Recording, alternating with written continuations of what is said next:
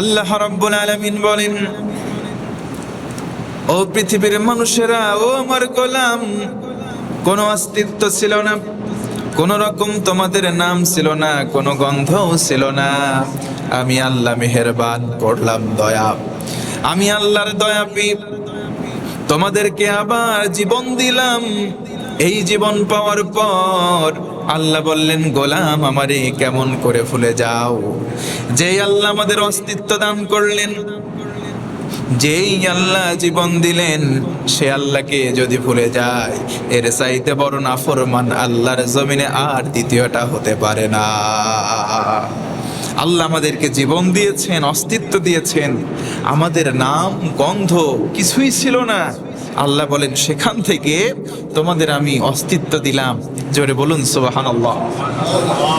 আল্লাহ ইচ্ছা করলে আমাদেরকে গরু, ছাগল বা চতুষ্পদ জন্তু জানোয়ার বানাতে পারতেন, না বানিয়ে সৃষ্টি কুলের মধ্যে সর্বশ্রেষ্ঠ করে পৃথিবীবাসী হিসেবে আমাদেরকে আখ্যা দিয়েছেন। এজন্য শকর গোজার অবনত চিত্তে আরেকবার বলুন তো আলহামদুলিল্লাহ। আল্লাহ বলেন, এটা অস্বীকার করার কোনো বিষয় না যে আমি তোমাদেরকে জীবন দিয়েছি, অস্তিত্ব দিয়েছি, তোমরা পেছনের দিককে ভুলে যাবে না, এটা হওয়া উচিত নয়। আজও পৃথিবীর মানুষ, আল্লাহর আয়াত রয়েছে, সকলের সতর্কীকরণার্থে বলে যাই, কেউ কখনো অতীতকে ভুলে যাওয়া যাবে? সবাই বলেন যাবে? অতীতকে ভুলে যাওয়া যাবে না। আমাদের অতীতের মধ্যে আমাদের কোনো নাম ছিল না, কোনো অস্তিত্ব ছিল না, কোনো গন্ধ ছিল না। আল্লাহ বলেন, কেমন করে অতীতকে ভুলে যাও? অথচ তোমরা যে অবস্থায় ছিল, ওখান থেকে আমি আল্লাহ বাছাই করে, আমি আল্লাহ রহমান রহিম দয়া পরবশত হয়ে তোমাদেরকে জীবন দিয়ে সৃষ্টির শ্রেষ্ঠ বানিয়েছি। সুবহানাল্লাহ। এরপরে আল্লাহ আমাদেরকে আবার মরণ দেবে নাকি আমরা কেউ মরবো না? সবাই মারা যাব না? আমরা সবাই মারা যাব।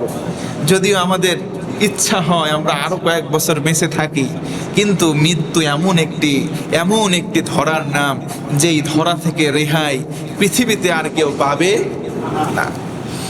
আল্লাহ তাআলা বললেন, যেখানেই যাও না কেন, এ মৃত্যু তোমার পেছন ছাড়বে না।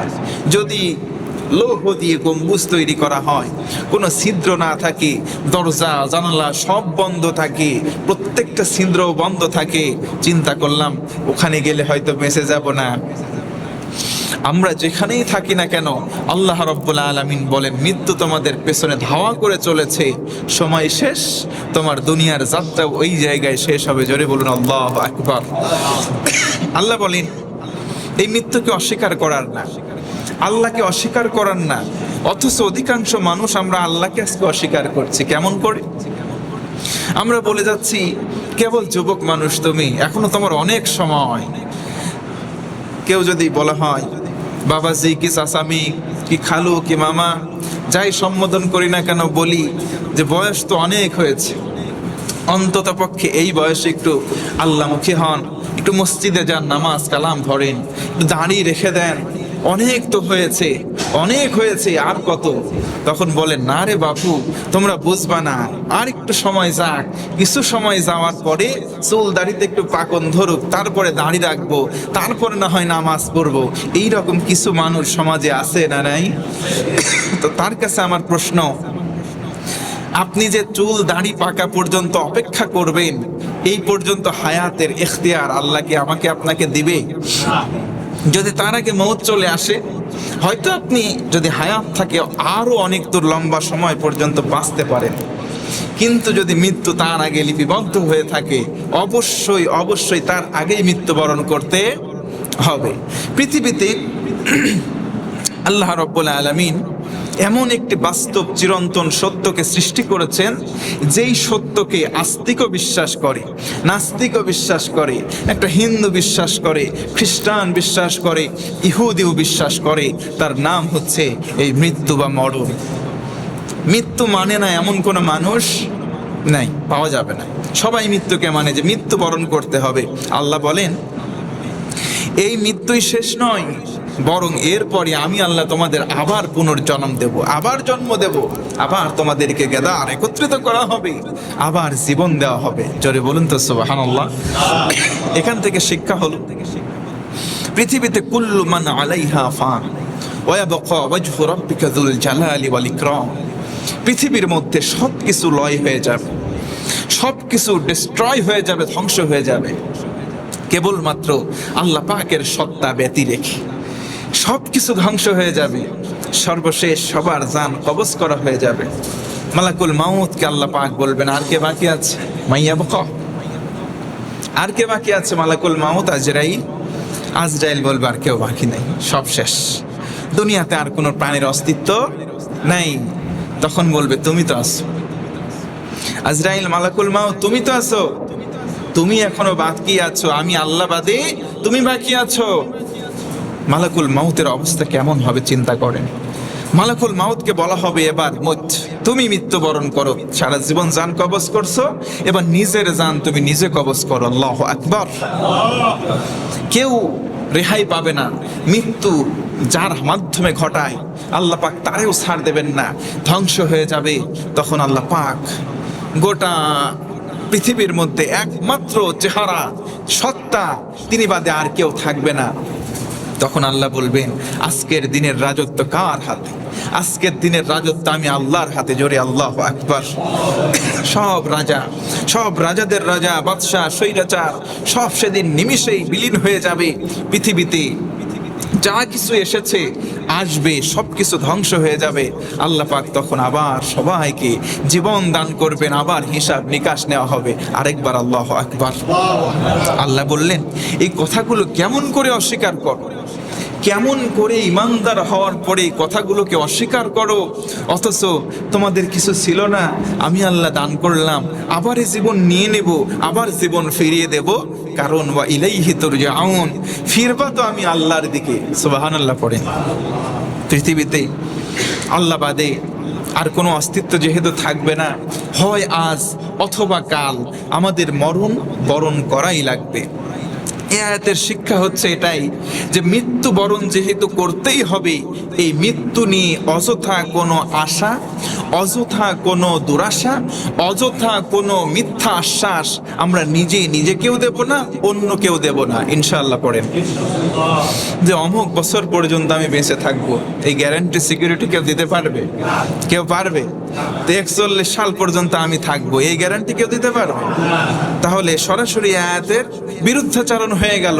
আয়াতের বিরুদ্ধাচরণ হওয়া মানে আল্লাহর সঙ্গে আল্লাহ বললেন, কাইফা তাকফুরুনা বিল্লাহ, কেমন করে কুফর করলা? যেই ব্যক্তি এমন কথা বলবে, যদি মন দিয়ে বিশ্বাস করে, সেই ব্যক্তি মুসলমান না কাফের হয়ে যায়। নাউজুবিল্লাহ বলেন। আল্লাহ বলেন, সুম্মা ইলাইহি তুরজাউন, পরিশেষে ফিরতে হবে আমি আল্লাহর দিকে। আল্লাহর দিকে প্রত্যাবর্তনের দুইটা রুট হবে। আমরা সবাই জানি, একটা হচ্ছে জান্নাত আর একটা জাহান্নাম। এবার আল্লাহ তাআলা পরবর্তী আয়াতে সৃষ্টি কিছু তথ্য দিচ্ছেন। আল্লাহ বলেন, হুয়াল্লাযী, তিনি তো এমন সত্তা, খলাকালাকুম, যিনি তোমাদের সৃষ্টি করেছেন, মা ফিল আরদি জামিআ, শুধু তোমাদের নয় বরং তোমাদের জন্য যা কিছু প্রয়োজন এই পৃথিবীতে সব কিছু আল্লাহই বানিয়েছেন। সুবহানাল্লাহ বলেন। এই পৃথিবীতে যা কিছু আছে আমাদের জন্য বানিয়েছেন কে? আল্লাহ সুবহানাহু ওয়া তাআলা। আল্লাহ বলেন, সুম্মাস্তাওয়া ইলাস সামা, আমাদের প্রয়োজনীয় জিনিস সৃষ্টি করার পরে, বানানোর পরে আল্লাহ মনটাকে স্থির করলেন আকাশের দিকে। ফাসাওয়াহুন্না সাবআ সামাওয়াত, এবং আসমানকে তিনি 7টা ভাগে বা স্তরে বিন্যাস করলেন। সুবহানাল্লাহ। এরপরে ওয়া হুয়া বিকুল্লি শাইইন আলিম, আল্লাহ বলেন তিনি সব বিষয়ে সবচাইতে ভালো জ্ঞান রাখেন। সুবহানাল্লাহ। তার মানে সব বিষয়ের জ্ঞান, একমাত্র সঠিক জ্ঞান আছে আল্লাহ পাকের কাছে। আল্লাহ বলেন, প্রয়োজনীয় যত মানুষের যা কিছু লাগে এটা আমি আল্লাহ সৃষ্টি করছি। আমাদের জগৎ কিছু প্রয়োজন, এগুলো স্রষ্টাকে। আর একটু জোরে বলেন না, কে? আমরা সৃষ্টি হয়েছে আল্লাহর পক্ষ থেকে। আল্লাহ কথা বললেন, তোমাদের যা কিছু প্রয়োজন এই উপকরণগুলো আমি আল্লাহর পক্ষ থেকে তোমাদের জন্য হাদিয়া। আরেকবার বলুন সুবহানাল্লাহ। তার মানে আল্লাহ পাককে অস্বীকার করার কোনো সুযোগ নাই। আল্লাহর নিয়ামতের অশুকরিয়া আমরা করব এটারও কোনো সুযোগ নেই, বরং আল্লাহ পাকের যত নাজ নিয়ামত আমরা পেয়েছি, গ্রহণ করেছি, এ কারণে বেশি বেশি শুকরিয়া আদায় করব। বলি আলহামদুলিল্লাহ। পৃথিবীতে যারা শুকরগুজার বান্দা হয় না, যারা শুকরিয়া আদায় করতে জানে না, যারা শুকরিয়া আদায় করে না, আল্লাহ পাক ওই নিয়ামত তাদের কাছে বেশি দিন রাখে, জোরে বলতে হবে, রাখে। আর যারা শুকরগুজার বান্দা হয়, যারা শুকরিয়া আদায় করে, এই সমস্ত বান্দাগুলোই বরং আল্লাহর কাছ থেকে যদি অল্প নিয়ামত পাই, সেই নিয়ামতের মধ্যে আল্লাহ তারাক্কি দেয়, বরকত দেয়, রহমত দেয়। বলি সুবহানাল্লাহ। আজকে অগাধ সম্পদের মালিক। আমি রমজান মাসে বলেছিলাম, একটি সমীক্ষা বের হয়েছিল, বাংলাদেশে যত ধনাঢ্যবান ব্যক্তি রয়েছে তাদের উচ্চতম 1, 2, 3 থেকে 10 পর্যন্ত যারা আছে, তাদের যত টাকা, এই টাকা বা অর্থের যে ভাগটা যাকাতের অংশ হয়, এটা যদি গোটা বাংলাদেশের সব দরিদ্র মানুষ যারা যাকাত প্রাপ্য, পাওয়ার যোগ্য, তাদেরকে যদি বিলিয়ে দেওয়া হয়, অন্তত পক্ষে বাংলাদেশ যতদিন থাকবে আর বাংলাদেশে কেউ যাকাত নেওয়ার থাকবে না। সুবহানাল্লাহ বলবেন না? একটু চিন্তা করে দেখেন, মাত্র 10 জনের যাকাতের টাকা। কয়জনের? বাংলাদেশে নাই কি? বাংলাদেশে কি নাই? সবই আছে, শুধুমাত্র চোরের অভাব নাই। কি কথা বলেন? এই চোর আর দুর্নীতিবাজরা যদি বাংলাদেশ থেকে চলে যেত, বিতাড়িত হতো, আমার মনে হয় এই বাংলাদেশটা আল্লাহ পাক একটা রহমতের চাদর দিয়ে বেষ্টন করে আমাদেরকে দান করেছেন, এটাকে আমরা টিকিয়ে রাখতে পারতাম। আল্লাহ তাআলা বলেন, কেমন করে অস্বীকার করো? এই অস্বীকার করার কারণে চুল দাড়ি পর্যন্ত নিজের চেহারা সুরত বিকৃত করেও মানুষের কাছ থেকে পলায়ন করতে চাইছিল, পারে নাই।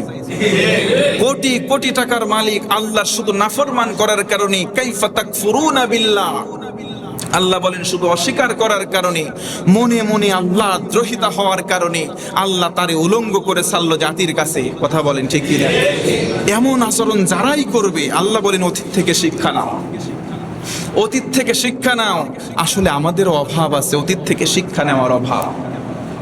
আমরা যারা আজকে আনন্দিত হচ্ছে অন্যের কষ্ট দেখে, আপনিও সাবধান, এমন বিপদ আমার আপনারও আসতে পারে কি পারে না? এজন্য অন্যের কষ্ট দেখে আনন্দিত হওয়া, এটা হচ্ছে হীন মানসিকতার শামিল। আমরা অন্যের দুঃখ দেখে কখনো হাসি তামাশা বা কৌতুল এগুলো করব না, কারণ আজকে যে ব্যক্তি ওই বিপদে পড়ছে, কালকে আমি আপনি অবাধ্যতা করার কারণে ওই বিপদে পড়তেও পারি। অতএব আল্লাহর কাছে দোয়া করি, আল্লাহ যা কিছু ঘটে যাচ্ছে সব কিছু থেকে শিক্ষা নিলাম, এই পাপাচার, এই গুনাহের কাজগুলো ইন ফিউচার, ভবিষ্যতে আমরা কেউ একবারও করার চিন্তা করব না। আল্লাহ ঠিক সে কথাটাই বললেন যে তোমাদেরকে শুধু সৃষ্টি করছি, বিষয়টা তা নয়, তোমাদের যা কিছু লাগবে প্রয়োজনীয় সব কিছু আমি আল্লাহ তোমাদের দান করেছি। সুবহানাল্লাহ। আল্লাহ বলেন ওয়া হুয়া বিকুল্লি শাইইন আলিম, আর এই বিষয়ে গোপন প্রকাশ্য সব জ্ঞান কার কাছে? আল্লাহর কাছে, আল্লাহ পাকের কাছে। এখন আল্লাহর কাছে জ্ঞান আছে, আমরা আল্লাহ পাকের কাছে চাই। আল্লাহ যদি আমাদেরকে বোঝালেন ফিডব্যাক, পেছনের দিকে তাকাও, অস্তিত্ব ছিল না, অস্তিত্ব দিলাম, নাটাই আমি আল্লাহর হাতে আছে, বেশি লাফালাফি কইরো না, বেশি উড়াল দিও না, নিচে কিন্তু নামা লাগবে। সন্ধ্যা যখন ঘনিয়ে আসবে, আল্লাহ বলেন মৃত্যুর সময় যখন চলে আসবে, নাটাই ধরে আল্লাহ টান দিলে ধপাস করে নিচে পড়া লাগবেই। ঘুড়ি, ঘূর্ণি জানেন তো, কাইট, বাচ্চারা উড়ায় না? এখন তো ঘুড়ি আর দেখা যায় না, খুব কম। আমরা যখন একেবারে ছোট স্কুল লেভেলে ছিলাম, প্রাইমারি লেভেলে, তখন ওই ঘুড়ি উড়াইতাম, মাঠে মাঠে দৌড়াই। আমাদের ওইদিকে আগে এত বাড়ি ঘরও ছিল না, মাঠ, ফাঁকা মাঠ ছিল অনেক। ওই বিকেলবেলা হইলে ঘুড়ি নিয়ে নাটাই নিয়ে উড়াইতাম দৌড় দিয়ে। মাঝে মধ্যে উড়াইতে উড়াইতে পাশাপাশি সব কাটাকাটি খেলতাম, যে সুতা দিয়ে এরটা ওরে ধরে টান, ওরটা ওরে ধরে টান, উদাও হয়ে যায়, তো এর মধ্যে মজা নিতাম। আর এখন তো ছেলেপেলেরা ঘুড়ি কি জিনিস অনেকে চেনে না, সবার হাতে হাতে মোবাইল, সবাই স্মার্ট হয়ে গেছে। কি হয়েছে? স্মার্ট হয়ে গেছে, ওভার স্মার্ট হয়ে গেছে।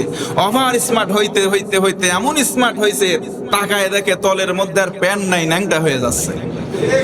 কি কথা বলেন ঠিক কি না? বেশি স্মার্ট হওয়া ভালো না, সবকিছু লিমিটের মধ্যে থাকা উচিত। আল্লাহ পাক সঠিক বুঝ দাও, পড়ে না আমিন। তো ঘুড়ি ওড়া ভালো, কারণ ঘুড়ির খাসলাত হচ্ছে উঠতে হবে, যদি না ওড়ে ওই ঘুড়ি ভালো লাগে। ঘুড়ি যখন ওড়ে দেখবেন, ওই যে আমাদের ওইদিকে ওই ঘুড়িটারে কি বলে, লেজওয়ালা ঘুড়ি, কি ঘুড়ি ওটার নাম? সাপ ঘুড়ি, সাপই ঘূর্ণি বলে।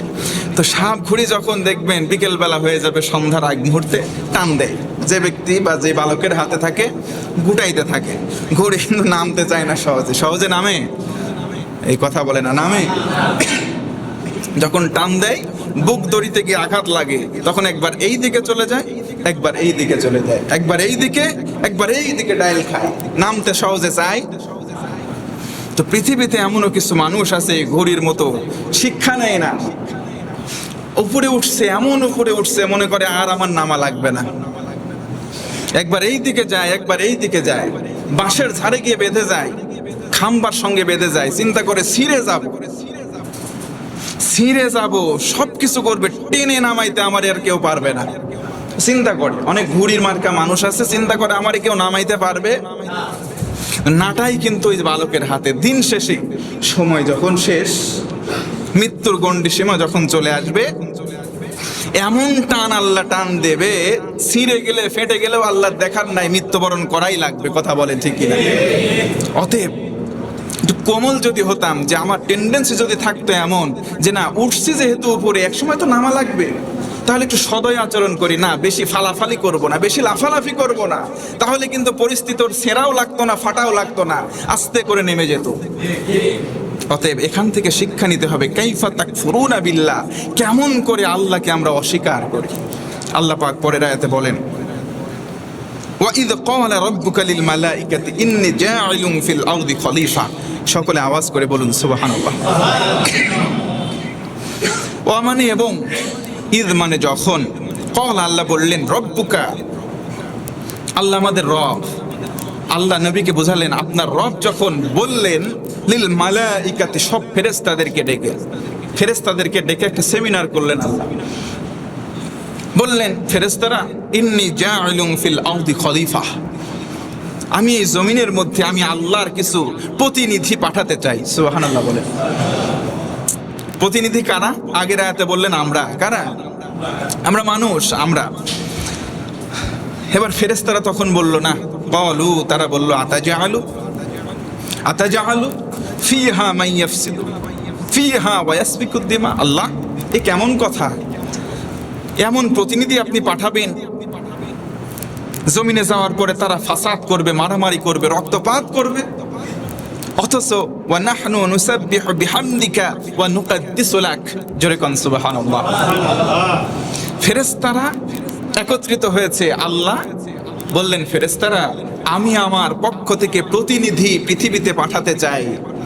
ফেরেশতারা এবার বলল, আল্লাহ এমন ফেরেশতারা বলল, আল্লাহ এমন মানুষকে প্রতিনিধি করে পাঠাবেন, তারা সেখানে যাওয়ার পরে রক্তপাত করবে, ফাসাদ করবে, ঝগড়া করবে, বিশৃঙ্খলা তৈরি করবে। আপনার যদি তাসবিহ আদায়ের প্রয়োজন হয়, জিকির আজগারের প্রয়োজন হয়, ওয়া নাহনু নুকাদ্দিসু ওয়া নুসাব্বিহ, তারা এইভাবে বললেন যে আমরা ফেরেশতারাই তো আছি, 24 ঘন্টা আপনার তাসবিহ আদায় করছি। সুবহানাল্লাহ। তখন আল্লাহ বললেন, ওয়া নাহনু, এই কথা বলার পরে ক্বাল আল্লাহ বললেন, ইন্নী আ'লাম মা লা তা'লামুন। ফেরেশতারা, আমি যেটা জানি তোমরা সেটা জানো। আওয়াজ করে বলেন, তোমরা সেটা জানো। তাহলে আল্লাহ কি জানে, এই জানাটা আমাদের জানার দরকার আছে না নাই?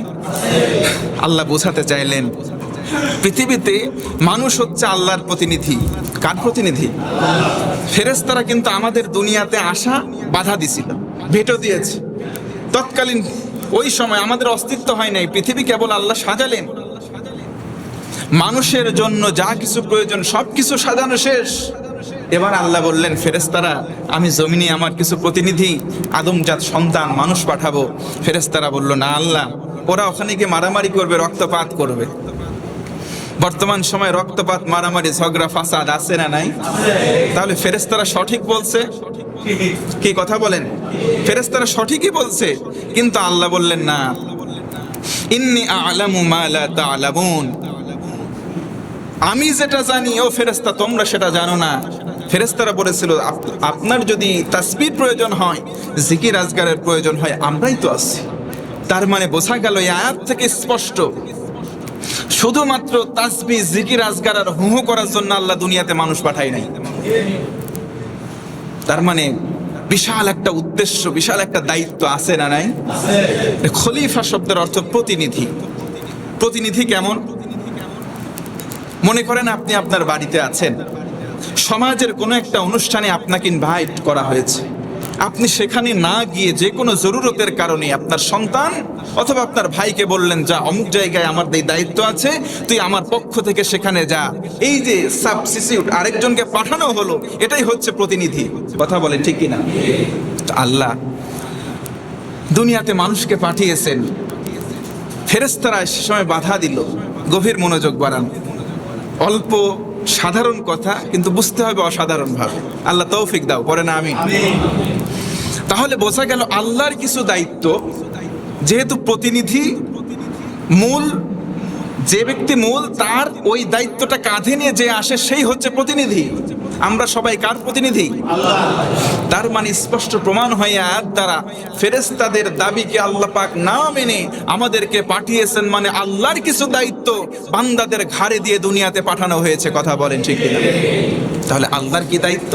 প্রতিনিধিত্ব করতে হবে, অর্থাৎ আল্লাহর এই জমিন, আল্লাহ অন্য আয়াতে বলেন আলা, সাবধান, লাহুল খালক ওয়াল আমর, এই জমিন যার, এই জমিনে আইনও চলবে আল্লাহ। আওয়াজ করে বলেন কার? তাহলে আল্লাহ বললেন জমিন যার, সৃষ্টি যার, আইনও চলবে। আমরা প্রতিনিধি কার? আল্লাহ। একটু বোঝেন, সহজে বোঝেন। আমরা প্রতিনিধি যদি আল্লাহর হই, আল্লাহর ঘোষণা জমিন আমার, সৃষ্টি আমার, সবকিছু আমার, আইনও চলবে আমি আল্লাহর। আল্লাহু আকবার। তা আল্লাহ আমাদেরকে দায়িত্ব দিয়ে দুনিয়াতে পাঠিয়েছেন, তার মানে দিন কায়েমের আন্দোলন করা আমাদের জন্য দায়িত্ব এবং কর্তব্য এবং বড় ফরজ।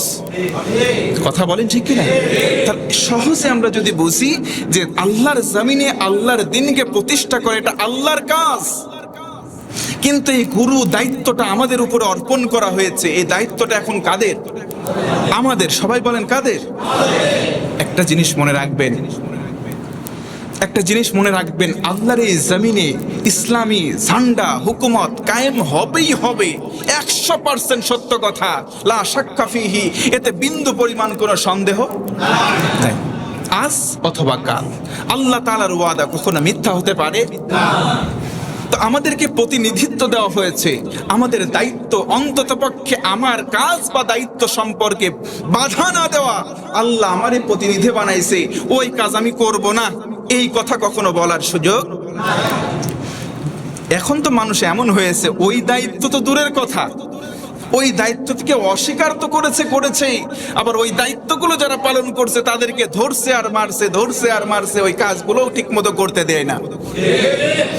তাহলে দেখেন, আল্লাহর প্রতিনিধি আমরা, আল্লাহর কাজ দায়িত্ব আমাদের কাঁধে অর্পণ করা হয়েছে, আমরা এই কাজগুলো করে যাচ্ছি। যারা আলহামদুলিল্লাহ, যারা করতে পারছেন না, অন্তত পক্ষে সারেন্ডার করুন, আল্লাহ করতে তো পারছি না, তবে সমর্থন দিচ্ছি যে না, আল্লাহর জমিনে আল্লাহর রাজ কায়েম হওয়া চাই, এটার পক্ষে সমর্থন দিচ্ছি, তবুও বেঁচে যাওয়ার সম্ভাবনা আছে। একটা উদাহরণ দিই, একটা ক্ষেত, মাঠ, কি বলে চকে গেছে কিছু শ্রমিক কাজ করতে, সারাদিন ধান লাগাবে মনে করেন, পানি দেওয়া শেষ, পাকানো শেষ, এখন ধানের চারা লাগাবে। 10 জন শ্রমিক ওই ক্ষেতের মধ্যে কাজ করতেছে, কাজ প্রায় শেষের দিকে, অর্ধেকটা হয়ে গেছে বা অর্ধেকের বেশি, মনে করেন 4 ভাগের 3 ভাগ হয়ে গেছে, আর 1 ভাগ বাকি আছে। বিকেলবেলা হঠাৎ ওই জমিনের মালিকের কিছু শত্রু ওই জায়গায় এসে শ্রমিকদেরকে বললো, এই সাবধান, ওট, কাজ করা লাগবে না, এখান থেকে সব। ওর কিন্তু সকাল থেকে কাজ করে আসছে শ্রমিকরা, এখন একেবারে শেষ পর্যায়ে কিছু দূর কাজ বাকি আছে। তারা বলছে, না, আমরা তো সারা দিনের জন্য কাজ চুক্তি নিয়েছি, আমরা কাজ করব। এতটুকুন বলার পরে শত্রুপক্ষ এসে তাদেরকে কিছু চড় থাবড় দিয়েছে, আঘাত করেছে। এরা তো অসহায়, শ্রমিকরা তো বড্ড অসহায়। এরা আর ওই রকম প্রতিবাদ করতে পারে নাই, শুধুমাত্র বলছে না আমাদের স্পিড আছে, আমাদের ইচ্ছা আছে, কাজটা সম্পন্ন করব যদি পরিবেশ পাই। কিন্তু পরিবেশ পাই নাই, ওখান থেকে তারা চলে আসছে। এসে মালিক তো অনুপস্থিত ছিল, মালিকের কাছে বলেছে মালিক এই এই অবস্থা। আচ্ছা বলেন, যদি মালিক ইনসাফ ভিত্তিক বা ন্যায় মানুষ হয়ে থাকে, তাদের বেতন দেবে কি দেবে না? আওয়াজ করে বলেন, দেবে কি দেবে না? 100% দেবে। কারণ কাজ যতটুকুন বাকি আছে ওরা ইচ্ছা করে বাকি রাখে নাই। এইবার যারা সঠিক কাজ করতে গিয়ে বাধা দিল, আচ্ছা এই মালিক তাদের বিরুদ্ধে ব্যবস্থা নেবে কি নেবে না? সবাই বলেন নেবে কি নেবে না? এবার আপনি আমাদের সঙ্গে একটু মিলান যে আল্লাহ পাক আমাদেরকে দায়িত্ব দিয়েছেন এই জমিনের মধ্যে আল্লাহর বিধান কায়েম করাতে হবে। এই কাজগুলো আমরা যারা করে যাচ্ছি জীবনের অন্তিম লগ্নে এসে বাধা পেলাম, আমরা নিরীহ মানুষ, নিরুপায় হয়ে আমরা স্যারেন্ডার করেছি, মালিকের কাছে গিয়ে বলেছি আল্লাহ কাজ করতে দেয় নাই। আমাদের পুরস্কার, আমাদের মজুরি আল্লাহ কি দেবে নাকি আমাদেরকে মাহরুম করবে? সবাই কমন সেন্স দিয়ে বলেন, দেবে কি দেবে না? তাহলে চিন্তা করেন, আমরা এই স্পিডটা মাথায় রাখবো, মনে রাখবো যে কাজ করা বন্ধ করব না, কাজ করেই যাবো ইনশাআল্লাহ। আমাদের মালিক আমাদের পুরস্কার দেবেন, ঠকাবেন। এ আল্লাহ তো এমন আল্লাহ, এ রব তো এমন রব যে রব বিন্দু পরিমাণ জুলুম কোনো মানুষের উপরে করে না। সুবহানাল্লাহ। তাহলে ওই যে যারা বাধা দিল কাজে, তারা কি মালিকের শত্রু হয়েছে কি হয় নাই? এরা আওয়াজ করে বলেন, হয়েছে কি হয় নাই? ওরা যে কাজগুলো করছে এটা প্রাকৃতের বিরুদ্ধে কাজ করছে। ওরা যে কাজগুলো করছে মানবিকতা, যেটা মানবাধিকার রক্ষা না করে ওরা লঙ্ঘন করছে। বরং সবচাইতে মানবতা বিরোধী তারা, আল্লাহর জমিনে আল্লাহর আইন বাস্তবায়ন করতে বাধা দেয় যারা। কথা কি বুঝতে পেরেছেন নাকি আরেকবার বলবো? বলার প্রয়োজন নেই। তার মানে একটা কথা মাথায় রাখবেন, শ্রম সাধনা আমাদের টার্গেট থাকবে, জমিনে দিন কায়েম হবেই হবে। এই জন্য এর বাধা দেব না। অন্তত পক্ষে মানুষ হিসেবে আল্লাহ যে খলিফা দায়িত্ব দিয়েছেন, আমাদের দায়িত্ব থাকবে অবশ্যই আল্লাহর জমিনে দিন কায়েম হোক, এটা আমরা চাই ইনশাআল্লাহ। বলেন, যদি না চান শত্রুতা করে কোনো লাভ নাই। দিন শেষে আল্লাহর ঘোষণা,